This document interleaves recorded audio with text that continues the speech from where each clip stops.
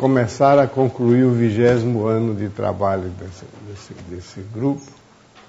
E, como sempre, né, nós pomos uma sequência dos nossos livros, que é Matemática do Ensino Médio, só que nessa sequência aparece um livro que não é do ensino médio, que é esse que nós vamos começar a falar sobre ele hoje, que é o Temas e Problemas Elementares. A razão para isso é que durante todos esses anos nós recebemos pedidos de vários lugares do Brasil de pessoas que sentiam a necessidade de ter uma orientação de como ensinar certas coisas no final do ensino fundamental.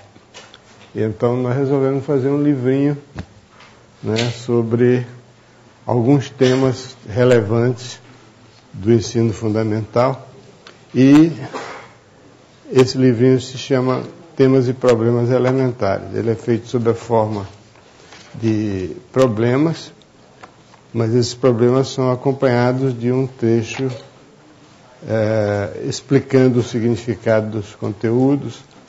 E como não podia deixar de ser, né, a seleção dos textos foi mais ou menos a seguinte: começa com proporcionalidade e porcentagem, que é sobre o que nós vamos falar hoje. E como não podia deixar de ser, é o seguinte: proporcionalidade e porcentagem são os temas mais antigos e mais comuns da matemática. É tão comum na linguagem corrente, mesmo pessoas instruídas, quando tem uma grandeza que depende de outra, e que se essa grandeza cresce quando a outra cresce também, então diz assim que essa grandeza é proporcional àquilo. Então essa palavra proporcional passou a ter, para a linguagem comum, o significado de função crescente de. Quando você diz que A é proporcional a B, significa, na linguagem comum, que A cresce quando B cresce. Mas não é verdade isso, né? Proporcionalidade tem um significado muito específico que conduz à chamada regra de 3, a qual, principalmente no caso de regra de 3 composta, conduz a uma série de regrinhas e de receitas, como resolver a regra de 3 e tal. E essas receitas tendem a ser esquecidas, cada um tem a sua e termina esquecendo. Mas então nós vamos aqui mais uma, que eu acho que é extremamente simples e objetiva, de como resolver esse problema de regra de 3. Espero que vocês tenham conhecimento do nosso sistema de trabalho, que é, nós temos um livro. Nós vamos seguir esse livro. Evidentemente que numa semana, com 4 aulas, segunda, terça, quarta e quinta, seguida de uma sequência de exercícios, não é possível cobrir com detalhe todos os temas de um livro de 200 páginas. Então nós pressupomos que todos vocês leiam o livro, de preferência, antes de cada aula, leiam o assunto sobre o assunto que vai ser tratado ali, e anotem, né? Ninguém lê matemática, estuda matemática sem ter um lápis e um papel na mão para ir acompanhando as coisas. E aqui a gente procura tirar as dúvidas que ocorrerem, mas eu estou sempre falando do ponto de vista mais amplo, não estou olhando os detalhes das coisas que tem no livro. Espero que vocês entendam isso. Bom, como vocês sabem, então nós temos 2 aulas de manhã, e de tarde nós temos a tarde é dividida em 2 partes. Uma parte é para resolver os exercícios que nós propusemos, e a outra parte é para discutir em conjunto as soluções que vocês obtiveram. O Wagner vai... Você não vai fazer o horário aí, o cronograma do... É para manter a tradição. Bom dia.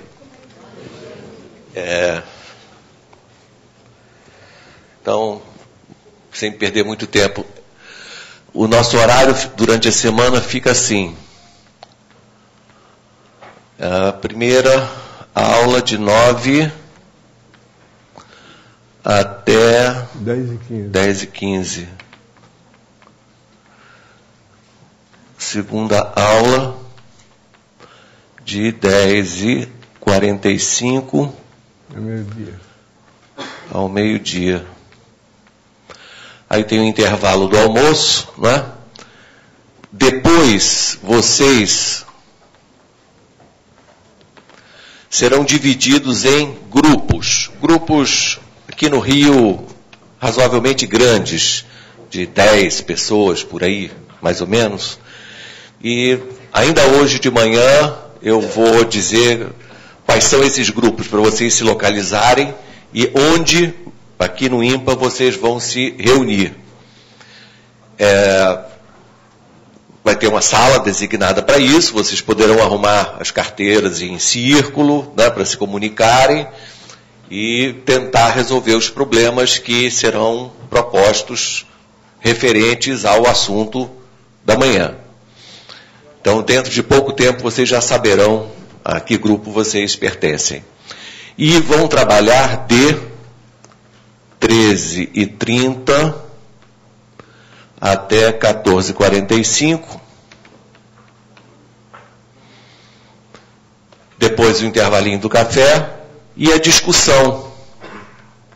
A discussão será aqui nesse mesmo auditório, aqui no Rio.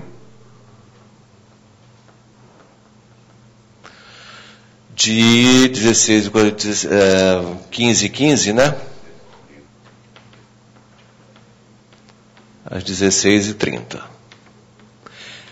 Essa última parte, a discussão, é a parte mais divertida do dia.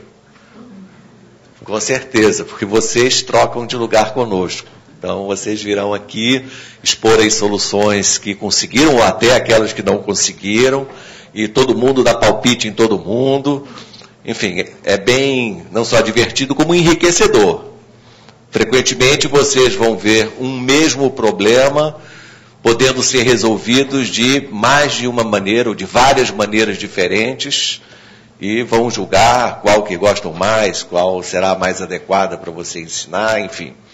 É uma sessão divertida, como eu disse, mas muito enriquecedora. Ok? Então, esse horário vigora de segunda a quinta. Sexta-feira só teremos atividades pela manhã. Sexta-feira, no primeiro horário, nós faremos uma pequena avaliação sobre os assuntos que foram falados aqui. E no segundo horário, então, é aquela grande reunião de todo mundo do Brasil a respeito de perguntas e respostas sobre matemática, ensino da matemática, problemas de matemática, formas de ensinar, enfim, história da matemática, tudo que vocês quiserem perguntar e nós pudermos responder, vamos então tratar nesse horário na sexta-feira, ok? Então sejam bem-vindos, pessoal do Brasil inteiro também, e vamos começar então a nossa semana com a primeira aula do professor Elon. Ok. Bom, eu acho que se tiver alguma dúvida, pode perguntar aqui. Bom, então nós começamos com o capítulo 1 do livro, que se intitula Proporcionalidade e Porcentagem. Ele começa com, a primeira seção é Grandezas Proporcionais. Existe um livro, pelo qual eu estudei quando era menino lá em Maceió, chamado Aritmética Progressiva, do autor Antônio Trajano. Esse livro merece ser citado pelo seguinte, porque eu morro de inveja do autor desse livro, que já morreu há muito tempo, porque o livro teve pelo menos 80 edições. Ele começou a ser publicado em 1883 e até 1960 ainda tinha edições novas desse livro.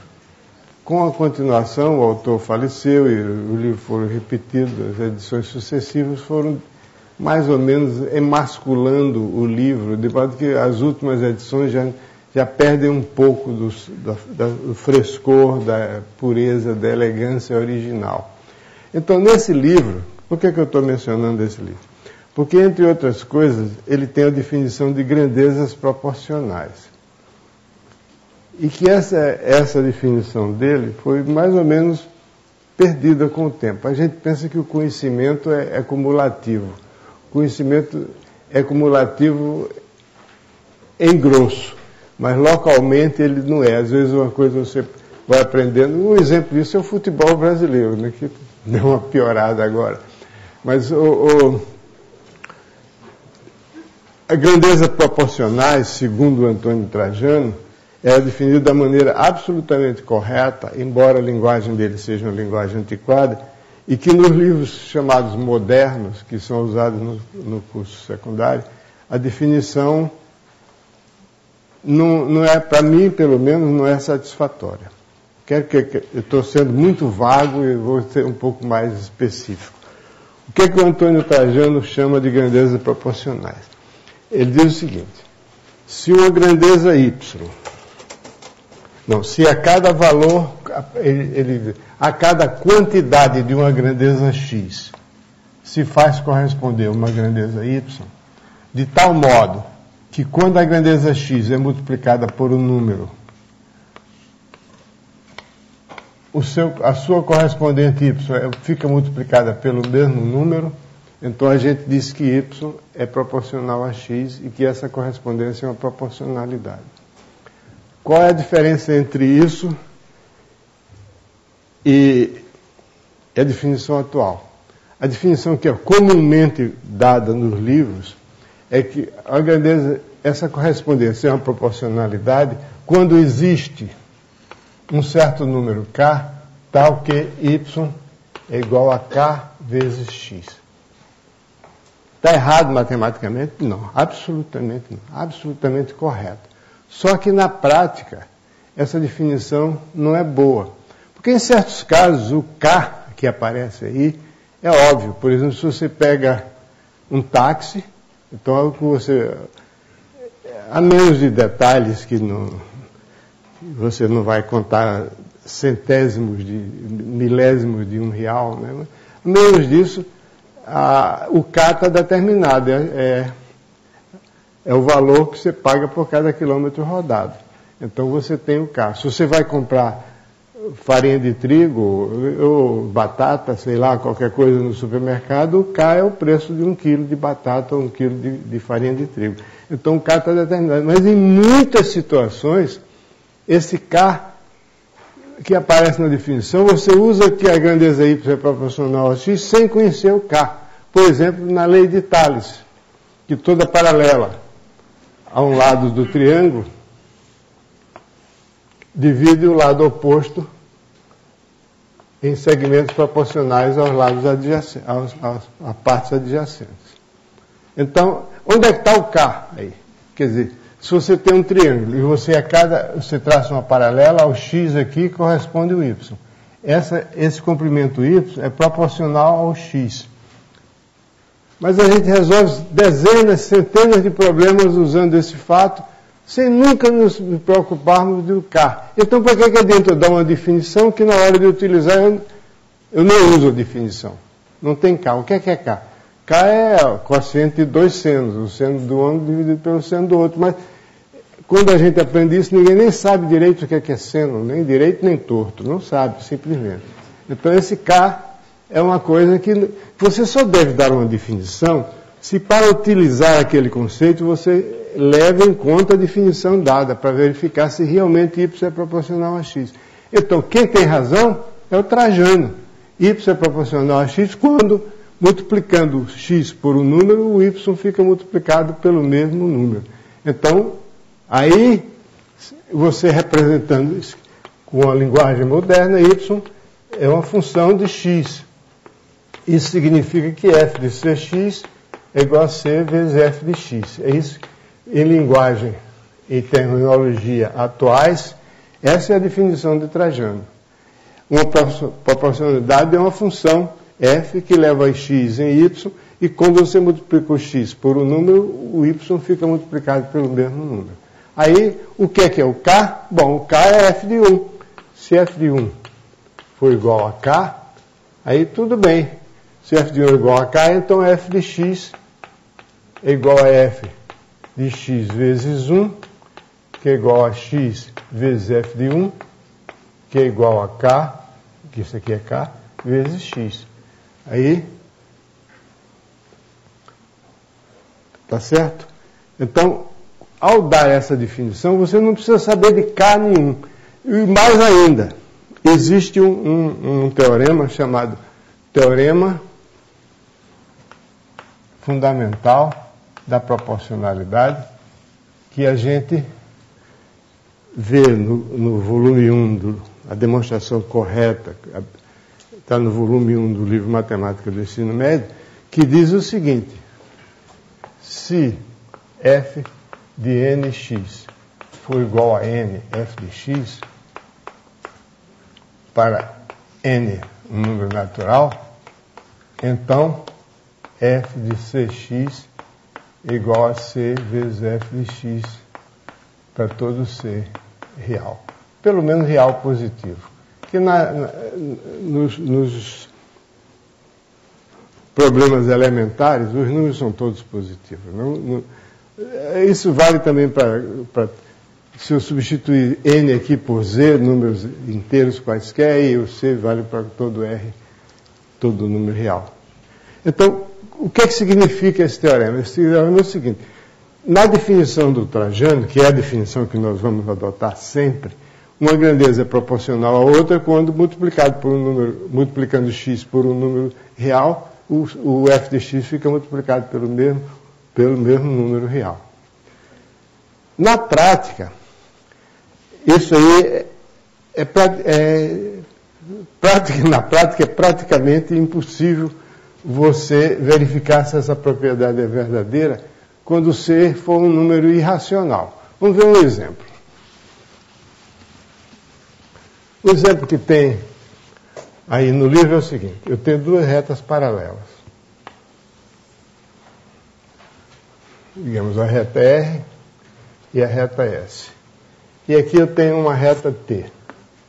Depois nós vamos ver que essa reta T aí é só... A gente pode apagar a reta T, a posição da reta T não é importante. Mas, de qualquer modo, aí aqui eu tenho um X, que é um certo comprimento na reta R. E das extremidades desse segmento de comprimento X, eu traço paralelas a... Não precisa chamar. X é essa... tá certo. X é esse comprimento, y vai ser a área desse segmento. Ok? Então, para cada segmento de comprimento x na reta R, eu traço uma paralela a cada uma de suas extremidades e obtenho assim um paralelogramo. E y é a área desse paralelogramo. Então, a cada comprimento x corresponde uma área y, que é a área do paralelogramo. A primeira coisa a verificar é que essa área não depende da posição do segmento x, depende só do comprimento do segmento. Se eu fizer para lá e para cá, é claro que o paralelogramo vai se deslocar e a área não varia. Então, a primeira coisa é o seguinte: observação, y é proporcional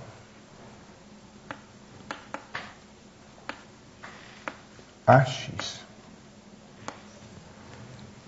Se eu fosse utilizar a definição que está em todos os livros que eu conheço de curso secundário, o Luciano conhece mais livros do que eu, Luciano e Wagner, que estão no dia a dia. Tem algum que não seja assim com K? A definição não tem o K? Não que ele se lembre. Bom, então eu tenho um testemunho abalizado aí de uma pessoa que dá aula há muito tempo sobre isso. Então, y é proporcional a x, eu tenho que, se eu vou me ater à definição do livro, eu tenho que achar um k, tal que y é igual a kx. E que diabo de k é esse? A gente vê já qual é o k, não é problema. Mas é muito mais simples observar o seguinte, que se eu tomar o x outra vez aqui, 2x, né? A área correspondente, isso aqui é 2y. Isso é claro, né? Porque você pegou aquele paralelogramo e deslocou para a direita. Ou para a esquerda, dependendo.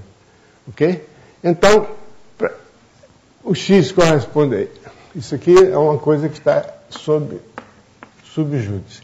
Então, ao 2x corresponde o 2y.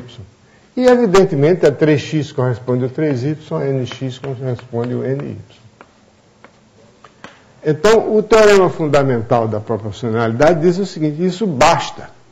Basta que eu verifique para n inteiro. Aí, se o x, se em vez de x eu considerar a raiz de 2, o πx vai corresponder a πy. Se x corresponde a y, então, vamos chamar de y, chamar de f de x. Então, f de πx é igual a πy.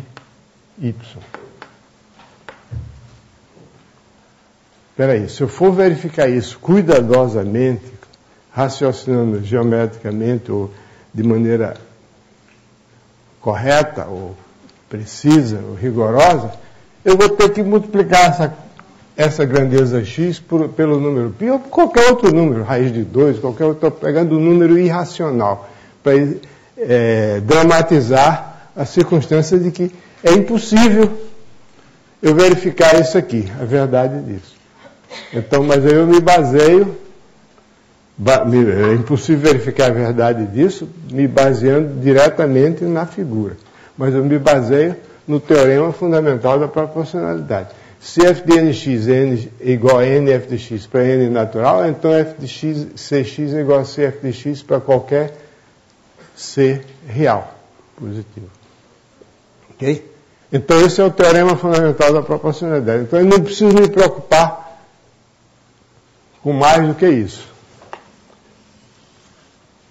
Então, se f de nx for igual a n de f de x sempre para todo n e todo x, então f de cx é igual a cf de x. Então,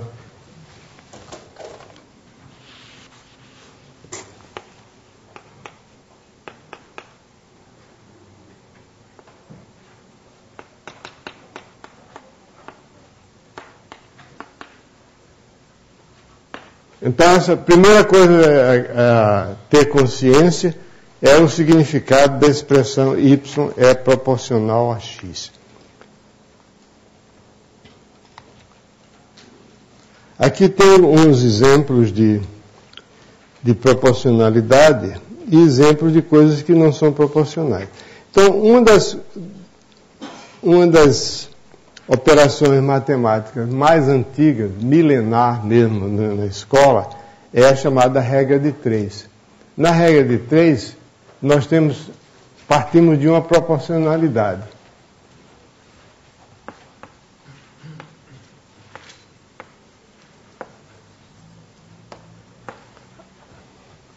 Na regra de 3, nós começamos com uma proporcionalidade.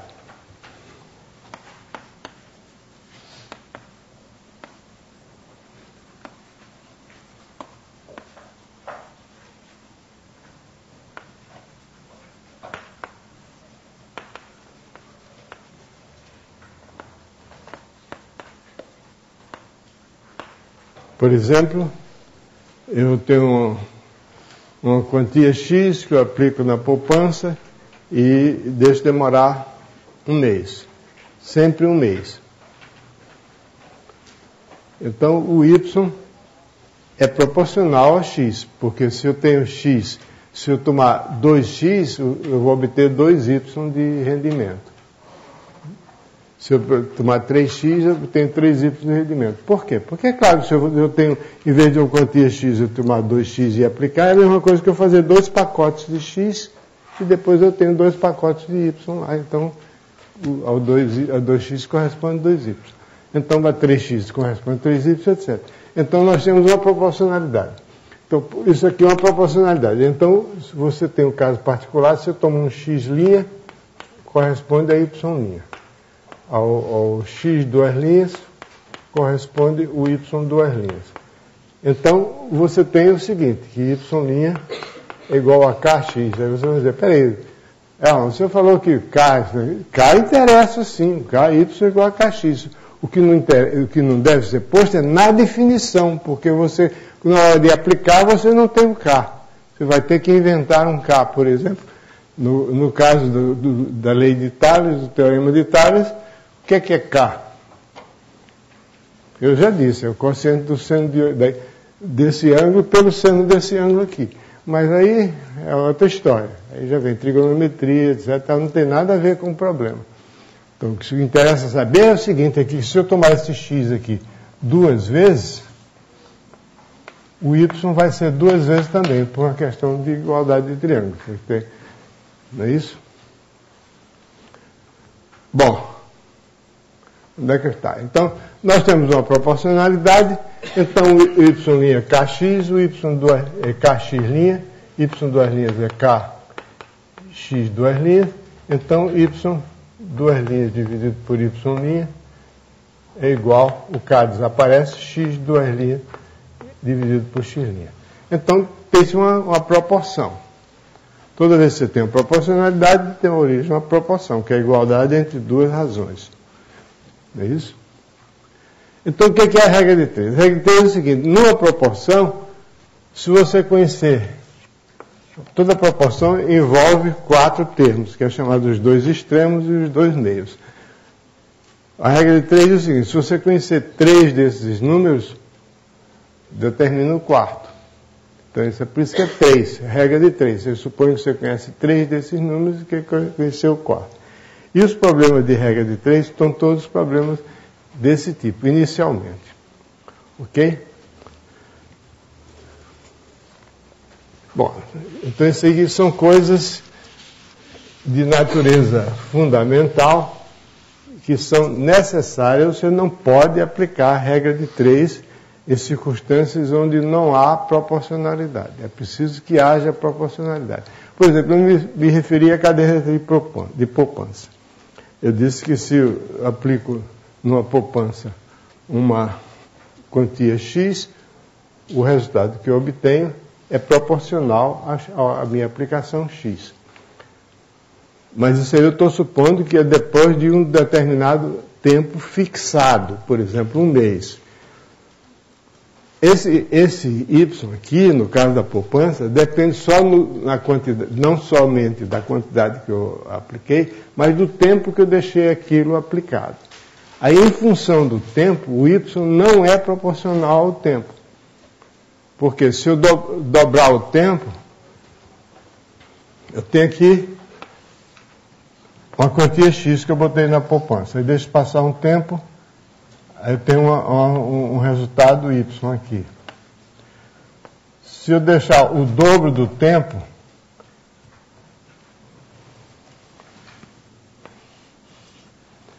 isso aqui é o tempo T, isso aqui é o 2T, T aqui, eu não ganho aqui 2Y não. Por que eu não ganho 2Y? Porque isso corresponde ao aplicar novamente essa quantia Y, que já é maior do que X, durante o tempo T. Aí vou obter mais do que 2Y, mais do que 2X. Porque aqui eu apliquei uma quantia maior do que X. Então, não há proporcionalidade em relação ao tempo. A proporcionalidade é só em relação ao capital aplicado. Bom, do mesmo modo, então tem coisa, como resolver problema de regra de 3. O livro começa logo na primeira página assim. Uma firma de engenharia asfaltou uma estrada de 36 quilômetros em 14 dias. Quantos dias seriam necessários para a mesma firma asfaltar uma estrada de 54 quilômetros? Quer dizer, 36 quilômetros em 14 dias. Aí a pergunta é a seguinte: 54 quilômetros. Você está dizendo, bom, isso aí é brincadeira, você está falando de brincadeira. Todo mundo aqui sabe fazer isso, mas eu queria só investigar os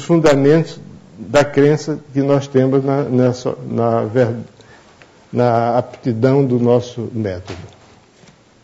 Bom, aqui no livro está dito, e eu concordo, porque fui eu que escrevi, né? Que tem 3 métodos geralmente usados para resolver esse problema. Um é o método direto. O método que eu chamo de método direto só é aplicável quando os dados são números pequenos ou números fáceis.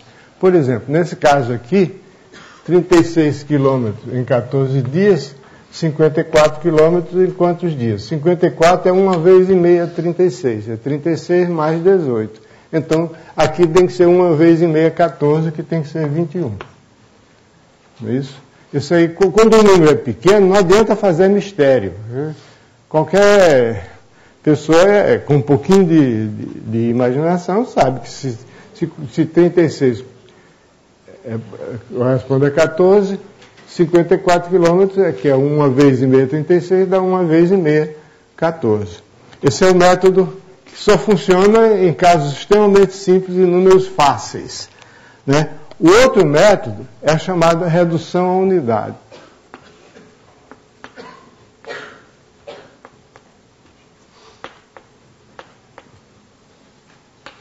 Que é feito por meio de um algoritmo bem bonitinho que eu acho legal para os alunos se acostumarem com ele. Quer dizer, isso aqui é o seguinte, eu tenho 36 vai 14, eu sei que sim.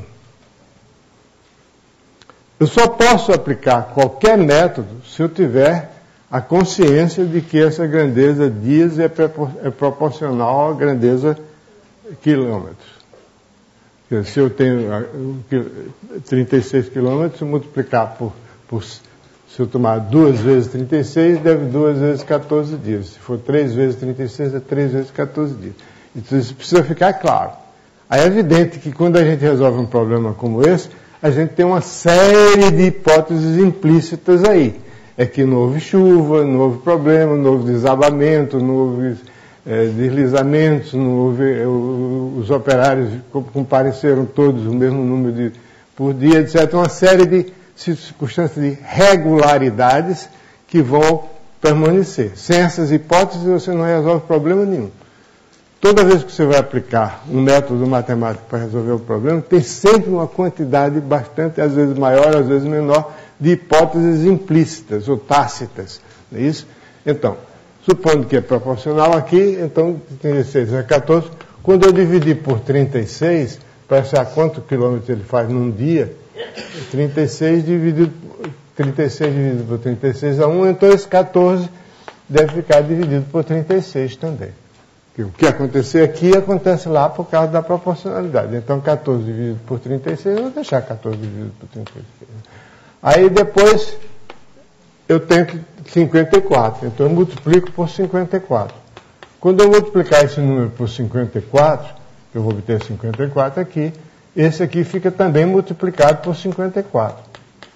Então 36, 14 é 36, multiplicado por 54 dá 21. Então, está aqui a resposta. Então, a redução à unidade. Esse algoritmo é bonitinho, os alunos vão se habituar rapidamente a utilizá-lo e vão ficar contentes que fez um negócio todo arrumadinho, então tem uma áurea de matemática no meio dessa história. E tem o terceiro método, que é o método da proporção. 36 está para 14, assim como 54 está para x. Aí você resolve. O produto dos extremos é igual ao produto do meio, fica x igual a 21. Então esse é o método da proporção. Então essa que é a noção de proporcionalidade. Bom, a noção de proporcionalidade se estende, por exemplo, nesse caso aqui, a área y é proporcional àquela base x. O comprimento da área y é proporcional ao comprimento da base x. Então, nesse caso, eu sei que y é proporcional a x, porque a gente sabe que se é 2x corresponde a 2y, etc. e tal. Então, o que é y igual a kx? O que é K? É f de 1. É quando isso aqui é 1. Então, K é a área de um paralelogramo que tem uma base 1. Mas a gente sabe, e os meninos sabem, né, desde pequeno, que a área de um paralelogramo é a base multiplicada pela altura. Então, se é a base multiplicada pela altura, a altura aqui é isso. Então, não importa o comprimento, a posição da reta T, não importa se ela está mais inclinada ou menos inclinada, o que importa é a distância entre a reta R e a reta S. Então, esse K é a área de um retângulo que tem base 1 e a altura é a distância entre R e S. Okay? Muito bom. Agora, acontece que tem coisas mais interessantes para a gente ver do que isso. Tem vários exemplos aqui que vocês vão ver, vão achar fácil de fazer, mas é bom que insista no método. Tem um que é assim, um canavial, isso é um problema típico de um alagoano ou pernambucano que está sempre pensando em cana, né? Se você sobrevoar o meu estado, que é Alagoas, você vai ver que tem uma faixa perto do mar que só tem coqueiral, depois passa aquilo, você só cana, só cana, não é sacana, não é só cana. O resto do estado é coberto de cana, então é canavial. Um canavial tem a forma de um quadrado com 60 metros de lado e um lavrador consegue ceifá-lo, tá bom? Ceifá-lo em 4 dias. Em quantos dias o mesmo lavrador ceifaria um canavial quadrado com 100 metros de lado? Nesse caso, a correspondência de medida do lado para o número de dias necessário para ceifá-lo não é uma proporcionalidade. O número de dias necessário para ceifá-lo, porque o lavrador não vai se basear no lado, ele quer saber a área que ele vai conseguir cortar de cana. Então, ele é proporcional à área. Então, você monta a regra de 3 baseado na área da plantação e não no lado. Então, isso aí é para tomar cuidado com a escolha dos termos para ver. Tem outro aqui que também é interessante, que ilustra muito bem o fato de que existem essas hipóteses implícitas toda vez que você vai resolver um problema de matemática. É o exemplo 6, assim. Começa assim, Marcos não é um especialista em corrida, mas está em excelente forma física. Isso aí já são dados do problema. Num teste, ele conseguiu correr 100 metros em 12 segundos. O cara está fantástico, né? Esse cara, imagina se ele fosse especialista. Que distância ele percorreria em 18 segundos? O comentário é o seguinte: nesse caso, não é correto admitir que o tempo vai em distância seja uma proporcionalidade, pois nenhum corredor consegue manter o mesmo ritmo indefinidamente.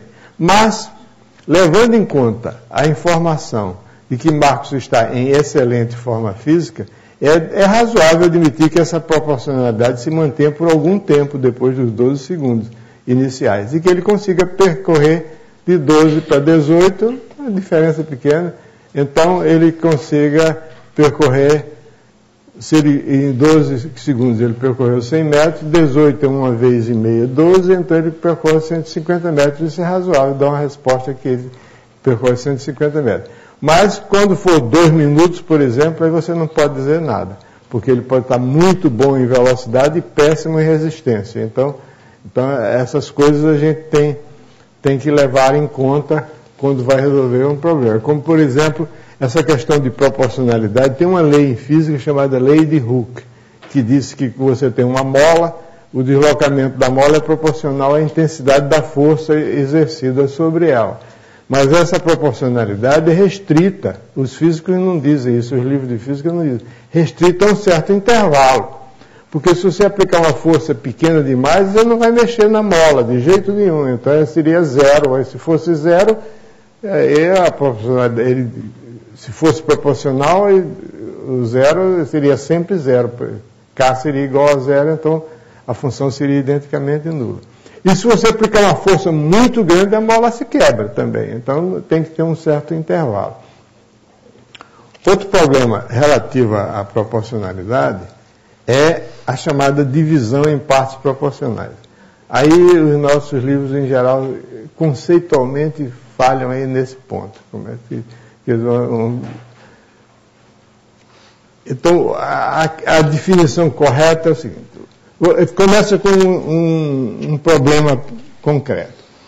Um pequeno edifício tem 3 andares. Os 2 últimos andares têm 2 apartamentos cada um, de tamanhos diferentes. 2 apartamentos, um de 80 metros e outro de 100 metros, cada um deles. O primeiro andar só tem um apartamento de 286 metros.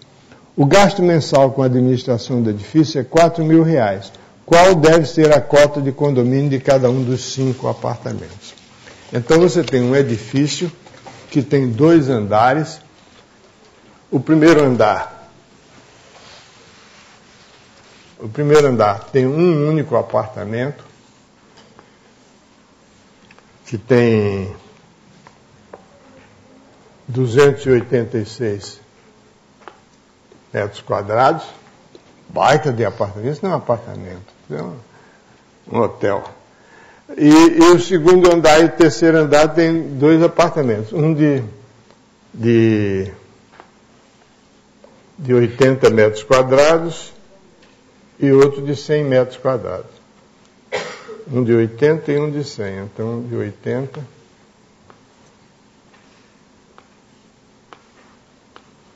e outro de 100.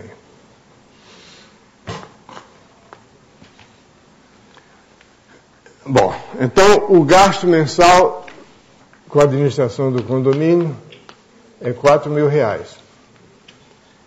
Então o problema é o seguinte: então você tem mais outros 2 andares aqui, um de 80 e outro de 100 metros quadrados. Então o problema é o seguinte: qual deve ser a cota de condomínio de cada um dos 5 apartamentos? Então você tem que dividir os 40.000 em partes proporcionais. Os 40.000 não, os 4.000 em partes proporcionais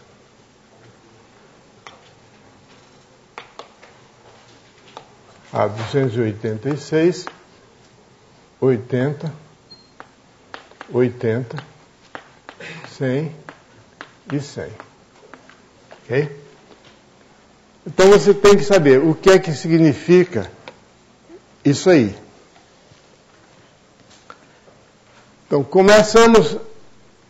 tem uma maneira intuitivamente clara de fazer essa coisa, que eu acho que é que todo síndico faz, ou pelo menos a administradora que cuida do edifício faz. No caso aqui, um edifício tão pequeno que basta um síndico mesmo faz isso, é dividir 4.000 em 5 partes, assim. Então, o certo é...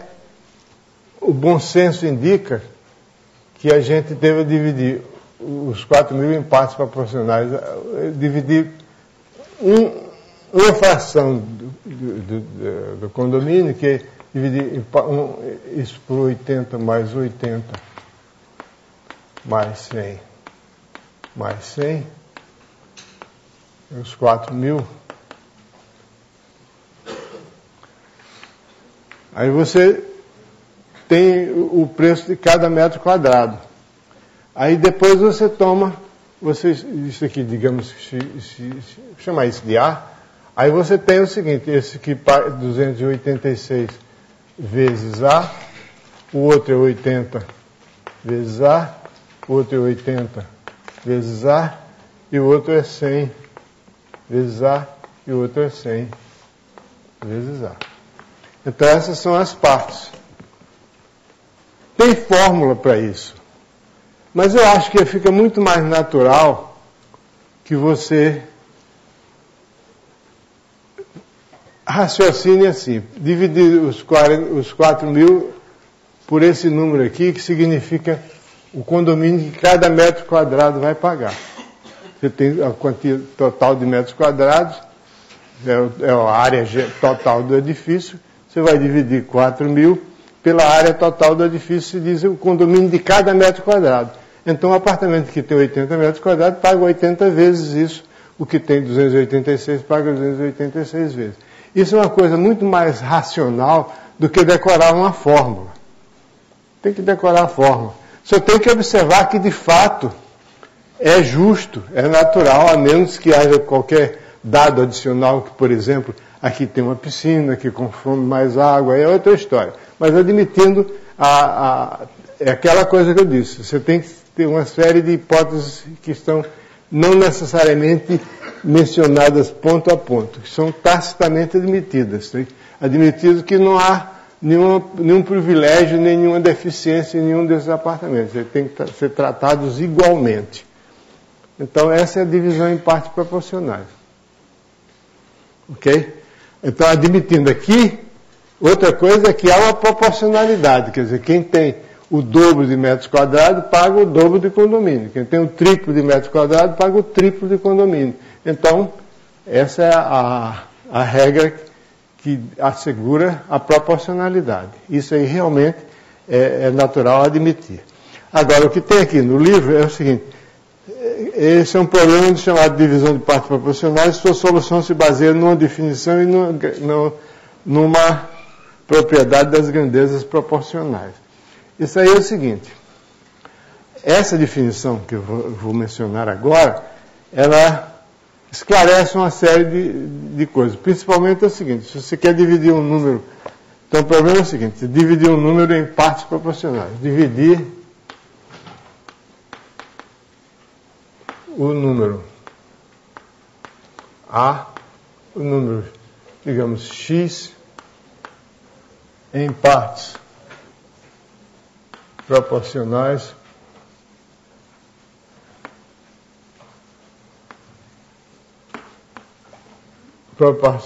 a, digamos, A1, A2, etc., a N. Isso aí é a formulação matemática que a gente está falando aqui porque nós estamos no meio de adultos, mas eu acho que isso aí a gente não deve falar dessa coisa muito gerais, não, porque tem garotos e garotas que ficam meio perdidos quando você põe A1, A2, reticências a N. Aí a pessoa já fica perdida, reticências a N. Considera alguns exemplos típicos, assim como esse do condomínio, e faz uma coisa assim, por exemplo, em partes proporcionais a, B e C, por exemplo.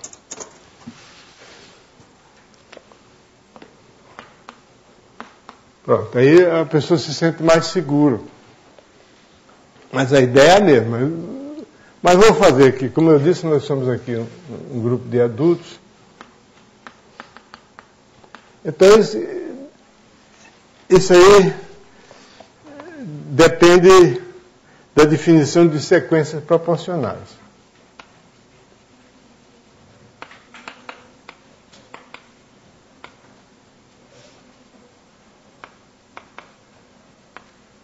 Eu tenho duas sequências, A1, A2, AN e X1, X2, XN. Essas duas sequências são proporcionais quando A1 sobre X1 é igual a A2 sobre X2 é igual, etc., que é igual a N sobre XN. Então, nesse caso, a gente diz que essas sequências são proporcionais. Por exemplo, 2, 3 e 4 é proporcional a 4, 6 e 8, que é proporcional a 10, 15 e 20. Porque você está multiplicando, isso aqui é uma certa constante de proporcionalidade, que é a mesma K,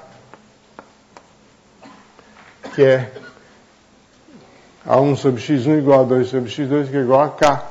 Então, você tem o seguinte, mas você quer dividir o número x em partes proporcionais, de modo que dividir o número x em partes proporcionais significa dizer que eu escrevo x como soma de n partes, x1, x2, xn, que eu não sei quais são, mas eu sei que essa sequência x1, x2, xn é proporcional à sequência aqui. Então você quer escrever x como x1 mais x2 mais xn, de tal modo que vale essa sequência, essa série de igualdades aí. Então, se você somar isso aqui, Isso aqui significa, ou melhor, eliminar o denominador, fica 1 igual a kx1, a 2 igual a kx2, etc. A n igual a kxn. Então, somando, aqui fica A1 mais A2 mais AN é igual a K vezes x1 mais x2 mais xn. Então, cada K é igual a 1 mais A2 mais AN dividido por x1 mais x2 mais xn. Eu acho que eu inverti aqui. Mas não faz mal. Esse K devia ser... Fica mais elegante se eu puser ao contrário. Dá no mesmo, né? É outro K. Esse K é o inverso do outro. Então, x1 sobre A1 igual a K1. Xn sobre AN igual a Kn. E aí fica o x1 igual a K A1. Xn igual a K a N. Então, somando x1 mais etc. mais xn, que deve ser a quantia, o número que você quer dividir em partes proporcionais, é igual a K vezes A1 mais etc. mais AN. Aí dá como resultado que K é igual a x1 mais etc. mais xn, dividido por A1 mais etc. mais AN. Aí, com isso, você obtém os valores. x1 é igual a K1,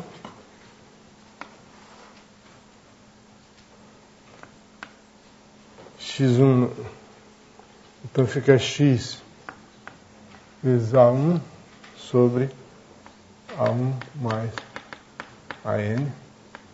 O x2 é igual a x vezes A2 sobre A1 mais AN, etc. Então, você tem as partes que você tem que dividir. Aí tem outro problema, que é parecido com esse, mas que não é bem igual a esse, que é o chamado problema de regra da sociedade. O problema de regra da sociedade é um problema muito tradicional. Quando eu estudei no curso, no meu tempo de estudante, tinha um negócio chamado curso de admissão. Você, para passar da quinta série para a sexta, você tem que fazer um exame nacional, que era um exame... Ele não era nacional, mas em todo colégio tem que fazer esse exame. Cada colégio tem um inspetor federal. Esse negócio de inspetor federal acabou, né, Luciano? Acabou. Todo colégio tem que ter um inspetor federal, que ia examinar a seriedade com que o colégio fazia as coisas. As provas eram não identificadas. Você fazia uma prova, do lado da prova tinha um ticketzinho picotado que você arrancava, botava um número na prova e tinha um número naquele ticket. O professor corrigia sem saber de quem era a prova. Brincadeira, né? Uma vez um professor queria me reprovar porque eu fiz uma prova com a caneta que tinha um azul muito claro. E ele disse que aquilo é uma forma de identificação. Bom, porque o cara não gostava de mim. 3 pessoas organizaram um negócio entrando com capitais C1, C2 e C3. No final de um ano obtiveram um lucro L. Quanto desse lucro cada um dos sócios? Aí você vai dividir o lucro L é lucro, dividir em partes proporcionais a C1, C2 e C3. Aí não tem graça. Tá? Mas aí tem a regra de sociedade composta. A regra de sociedade composta é mais interessante. A regra de sociedade composta é o seguinte: as pessoas entraram não somente com capitais diferentes, mas trabalharam em tempos diferentes. Então, aí você tem que dividir o lucro em partes proporcionais. Aí é que está a história. A parte profissional. Veja o seguinte: você tem um lucro L e você capitais.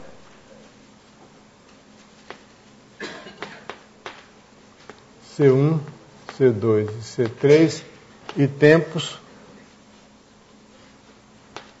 T1, T2 e T3.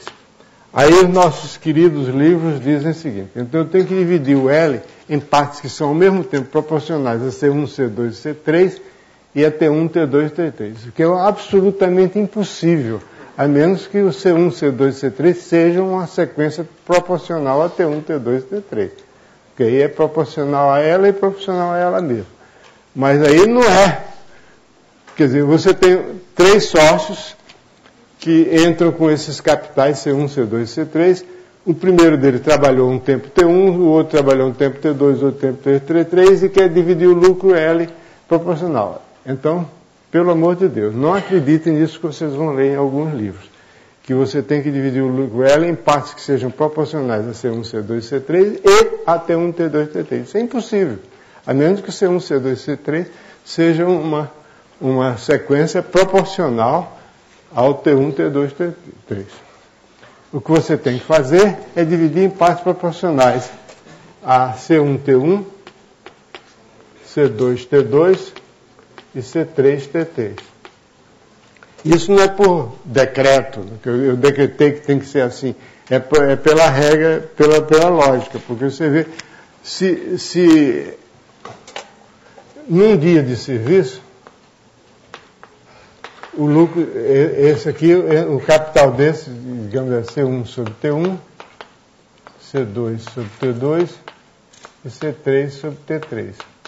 Esse aqui é o capital correspondente a cada dia de serviço. Então, aí tem que ser dividido em partes proporcionais a esses quocientes. Então, ou melhor, você tem o K, né, tem que ser esse quociente aqui. Bom, deixa para lá. Eu tenho pouco tempo, mas eu tenho que falar em grandezas proporcionais a várias outras. Então, fica o resultado aí, que você tem que dividir em partes proporcionais. Partes proporcionais a esses três produtos aqui. Bom, essa é a coisa da regra de 3 composta. Esse aqui, cada um tem sua receita para resolver e a coisa é muito simples. Você tem que aqui uma grandeza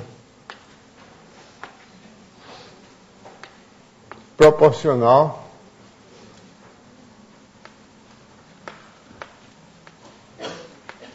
a várias outras.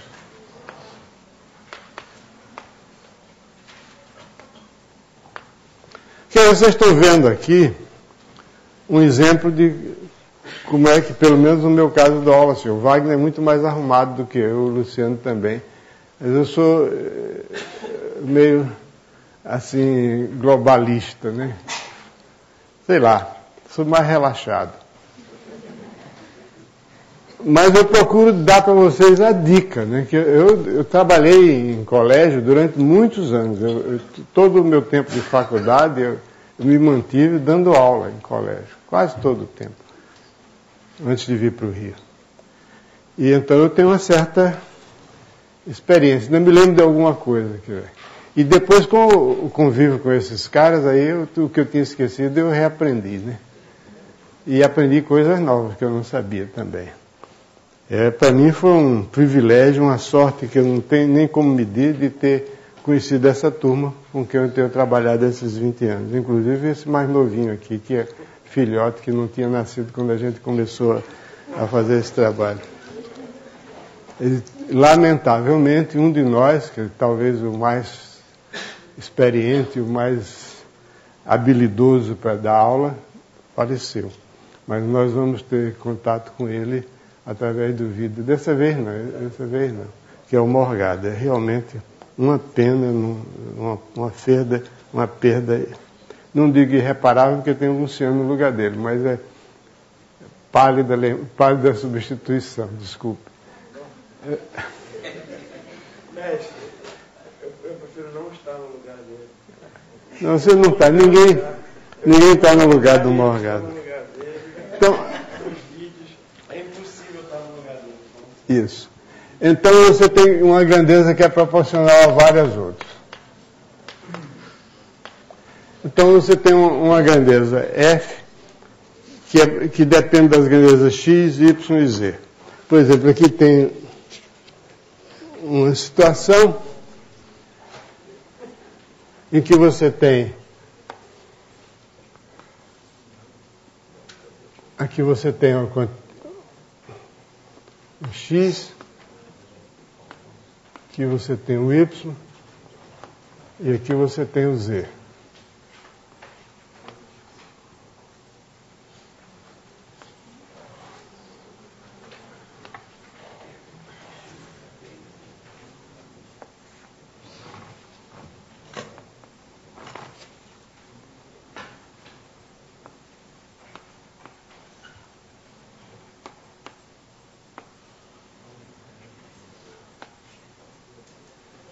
Então, Z é a altura aqui, X é essa dimensão, Y é essa outra dimensão. Então, X, Y, Z são as três arestas de um paralelepípedo retangular, que a gente chama de bloco retangular, que é a palavra paralelepípedo quebra a língua. Proporcional a várias outras. Significa o seguinte, então, F de X é o volume do bloco retangular cujas arestas medem X, Y e Z. Os eixos X, Y e Z não precisam ser retangulares. Podem ser assim.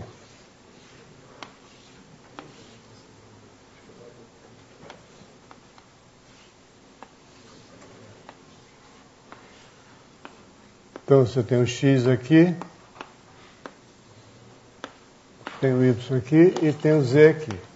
Então, para cada X, Y e Z corresponde o volume de um paralelepípedo. Nesse caso aqui não é retangular, não precisa ser retangular. Então, essa grandeza, o volume desse paralelepípedo, é proporcional a X, é proporcional a Y e é proporcional a Z separadamente. Isso significa o seguinte, se eu mantiver Y e Z constante, e aumentar X, duplicando X, se eu duplicar o X, o volume fica multiplicado por 2, porque duplicando o X, deixando o Y e Z, que significa acrescentar outro bloco igualzinho a esse, só colado aqui na frente. Se eu multiplicar por 3, o X por 3 fica multiplicado. Então, F de N, X, Y, Z é igual a N vezes F de X, Y, Z. Está claro isso? Isso aí, geometricamente, me parece evidente. Porque se eu duplicar o X, significa botar outro bloco aqui ao lado, com as mesmas dimensões, só que deslocado o X para a direita. Então, pelo teorema fundamental da proporcionalidade, se isso vale para todo N, então isso vale para todo número natural, para todo número real. E a mesma coisa, o X não tem nenhum privilégio em relação às outras variáveis. Então, o X, o Y e o Z, da mesma coisa. O F, então isso aqui, CX, Y, Z, igual a C, F de X, C, Y, Z, igual a C, F de X, Y, Z, etc. Para o Z também. Então, isso aqui é uma grandeza proporcional, diretamente proporcional a várias outras. Então, nesse caso, essa grandeza F, o que importa é o seguinte, F de X, Y, Z, eu posso escrever o X como X vezes 1. O Y como Y vezes 1. Vocês dizem, esse cara está brincando, por que eu vou escrever X? Eu estou escrevendo verdade, né? Então, mas se eu multiplicar a primeira variável por X, significa que a função fica multiplicada por X. Então, isso aqui fica multiplicado por Y, e isso aqui fica multiplicado por Z. F de 1, 1, 1. Então, se eu chamar de K, F de 1, 1, 1, então F de X, Y, Z é igual a K vezes X vezes Y vezes Z. Então é muito simples. Quer dizer, quando uma grandeza é diretamente proporcional a várias outras, ela é proporcional ao produto. Ela é proporcional ao produto. Então, quando eu tiver uma regra de 3, aí a palavra regra de 3, a palavra 3 Está usado aqui de uma maneira altamente indevida, mas não tem como substituir. Outra regra de N não dá, né? Regra de 3 composta significa que você tem uma grandeza que é proporcional a várias outras. Então você tem exemplo dessa situação. Então, a base da coisa quando você tem a regra de 3 composta é se lembrar que uma grandeza que é diretamente proporcional a várias outras significa que ela é simplesmente proporcional ao produto dessas outras. Então, com isso, você reduz todo o problema de regra de 3 composta a um problema de regra de 3 simples. Né? Por exemplo, aqui nós temos essa situação aqui, tradicional, de trabalhando 8 horas por dia, 3 trabalhadores, 3 homens, suponhamos, constrói um muro de 40 metros em 12 dias. Trabalhando 8 horas por dia, 3 homens constroem um muro de 40 metros em 12 dias. Se o número de horas de trabalho diário for reduzido para 6 horas, e o número de trabalhadores aumentado para 5, e eu vou botar T aqui, 3 trabalhadores, senão fica H e H. O comprimento em 15 dias, quantos metros de muro eles vão fazer? Bom, aí a gente observa o seguinte, o comprimento, vamos chamar de L aqui. O comprimento L é uma função do número de horas trabalhadas por dia, do número de trabalhadores e do número de dias. E é claro que se eu dobrar o número de horas de trabalho, dependendo de um certo limite, principalmente não pode ser mais do que 24 horas por dia, não dá. Dentro dos certos limites, que a gente sabe que as coisas, proporcionalidade sempre ocorre dentro de um certo limite, é proporcional. Também aqui é proporcional, também aqui é proporcional. Então, isso aqui é proporcional ao produto L, é K vezes H vezes T vezes D. Quer dizer, o problema é ter H vezes T vezes D. Então, no caso aqui, você tem que... Eu tenho um fato de que H vezes T vezes D é igual... L eu não sei quanto é.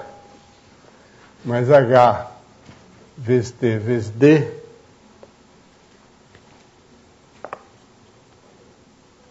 eu sei que 40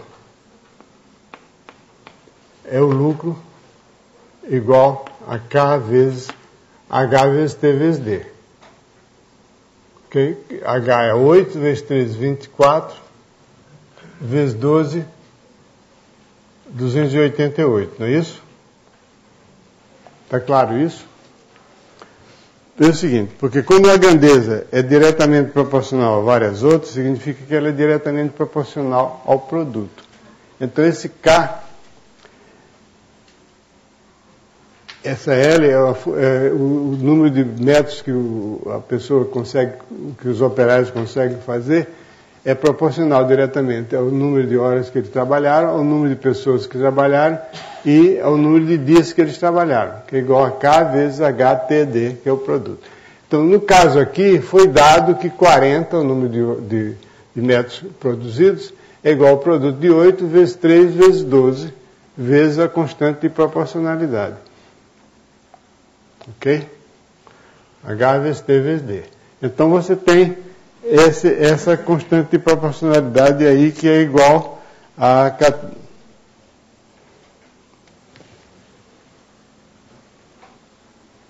Bom, com isso, determinando isso, agora eu sei exatamente o número de dias, o número de metros produzidos, que é H é 6 vezes 5 vezes 15 vezes K. K igual a 288 dividido por 40. Agora é só fazer a conta aqui. Contrário, 40 Desculpa, 40 dividido por... Obrigado, Wagner. 40 dividido por 288. Então fica 6 vezes 5, 30 vezes 15, 450 vezes 40 dividido por 288. Então, o moral dessa história é o seguinte, é que uma regra de 3 composta, quando só tem tudo diretamente proporcional, é uma regra de 3 simples, reduz-se a uma regra de 3 simples quando você considera o produto das variáveis aqui, porque quando a função depende, é proporcional, uma grandeza proporcional a x, y e z, significa que ele é proporcional ao produto deles. Bom, está terminando o meu tempo. Eu queria falar sobre a regra de 3 inversa, grandezas inversamente proporcionais. A definição que eu dei, que eu vou passar 5 minutos do tempo, desculpa, vou passar 5 minutos do tempo. A definição que eu dei do Trajano de grandezas proporcionais estava incompleta. O Trajano diz também se x corresponde a y e a cx corresponde a 1 sobre cy, então a gente diz que grandeza y é inversamente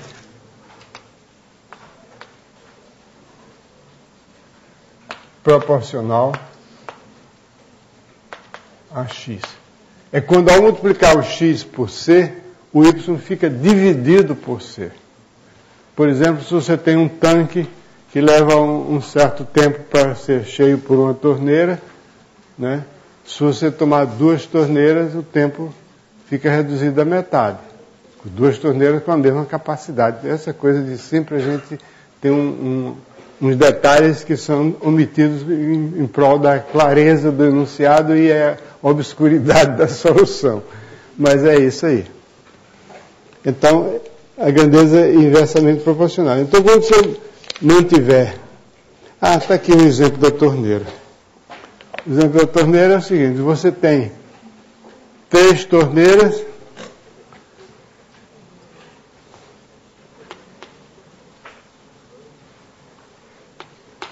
enche o tanque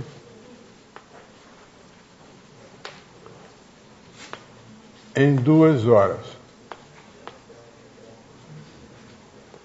Então, 2 torneiras enche o tanque em quantas horas?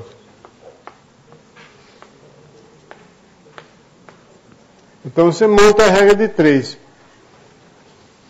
Aquele esquemazinho bonitinho. Se 3 vai em 2, então 2 vai em quanto? Então a gente vai aqui, isso aqui dividido por 3 dá 1. Isso aqui. Aí é que tem que prestar atenção aqui. Quando você divide esse lado aqui por 3, o de lá fica multiplicado por 3. Porque o número de horas necessário para encher o tanque é inversamente proporcional ao número de torneiras utilizadas. Nesse caso, nem precisa usar o teorema fundamental da proporcionalidade, você não vai usar meia torneira, nem pi torneira, nem raiz de 2 torneiras. É sempre o número inteiro de torneiras. Não é isso? Então não precisa usar o teorema fundamental da proporcionalidade. A proporcionalidade se dá de maneira imediata. Então, dividindo por 3, isso aqui fica multiplicado por 3. Aí agora eu vou multiplicar por 2. Por que eu vou multiplicar por 2? Porque eu pego, quer dizer, 2 torneiras. Quando multiplica por 2, esse lado aqui fica dividido por 2. Então, 6 dividido por 2, 3. O que é natural, né? Bom, já está na minha hora. Eu peço desculpas por ter ido. Tem também um exemplo, que é o exemplo que causa mais confusão, que é quando você tem uma regra de 3, peço sempre desculpas de falar em regra de 3, quando você tem 50 variáveis de 30, que são grandezas que são diretamente proporcionais a algumas das variáveis e inversamente proporcionais a outras. Aí a solução é muito simples. Você reduz tudo a uma regra de 3 simples, tomando a constante de proporcionalidade igual ao produto da proporcionalidade positiva dividido pela proporcionalidade inversamente proporcionais. Então, vocês vão ver isso aqui. E, finalmente, o capítulo termina falando em porcentagem. Que fica... Você tira totalmente o mistério da porcentagem. Ou seja, porcentagem é simplesmente uma fração de denominador potência 100. De denominador 100. Que é 2/3. A proporcionalidade de 30% significa 30 sobre 100. 45% é 45 sobre 100. É sempre uma fração que o denominador é 100. Então 10% é 10 sobre 100. Então é 1/10. E assim por diante. Ok. Obrigado pela atenção de vocês. E até a próxima.